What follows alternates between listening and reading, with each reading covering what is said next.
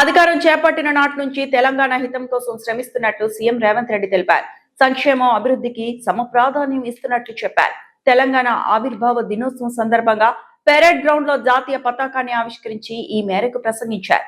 రాజరికాన్ని పెత్తనాన్ని తెలంగాణ సమాజం సహించదన్నారు. తమది ప్రజల ఆకాంక్షలు నెరవేర్చే ప్రజా ప్రభుత్వం అని, తెలంగాణ విజన్ 2047 లక్ష్యాన్ని సాధించే దిశగా అడుగులు వేస్తున్నామని తెలిపారు. అభివృద్ధితో పాటు సంక్షేమానికి సమపాలనలో ప్రాధాన్యత ఇస్తూ పాలన సాగిస్తున్నాం. ఈరోజు నేను గర్వంగా చెప్పగలను, దేశంలో ఏ రాష్ట్రం అమలు చేయని సంక్షేమ పథకాలను మన తెలంగాణ రాష్ట్రంలో అమలు చేస్తున్నాం. అభివృద్ధి సంక్షేమం ఒక ఎత్తు, ఆత్మగౌరవం, స్వేచ్ఛ, సామాజిక న్యాయం మరో ఎత్తు.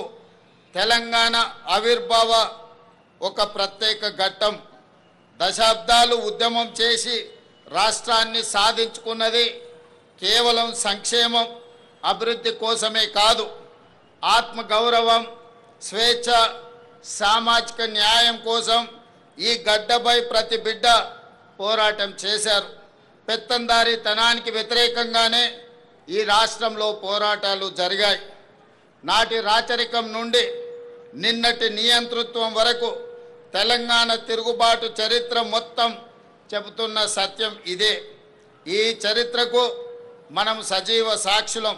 రాచరిక ఆలోచనలు, నియంతృత్వ పోకడలను ఓడించి కొత్త చరిత్రను రాసుకోవడం కోసం మీరు ప్రజాప్రభుత్వాన్ని గెలిపించుకున్నారు.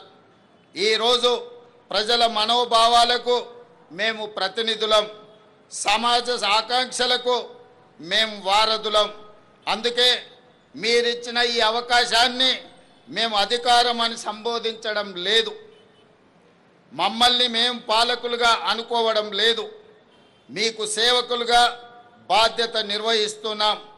ప్రభుత్వం అంటే నలుగురు చేతుల్లో ఉండే పెత్తనం కాదు, 4 కోట్ల ప్రజల ఉమ్మడి ప్రతినిధి అని మేము భావిస్తున్నాం. బాధ్యతగా పనిచేస్తున్నాం. అందుకే ఇది కేవలం పరిపాలన చేసే ప్రభుత్వం కాదు, ప్రజాస్వామ్య ఆకాంక్షలను నెరవేర్చే ప్రజాప్రభుత్వం అని గర్వంగా చెప్తున్నాం. మిత్రులారా, డిసెంబర్ 7, 2023న ప్రారంభమైన మన ప్రభుత్వం ప్రజలకు స్వేచ్ఛ, సామాజిక న్యాయం, సమాన అవకాశాలు కల్పించడానికి ప్రాధాన్యతను ఇస్తూ వచ్చింది. రకరకాల అడ్డంకులు అధిగమిస్తూ 30 నెలల్లోనే ప్రజల ఆశలు, ఆశయాలను నెరవేర్చడంలో విజయవంతంగా ముందుకు సాగుతున్నాం.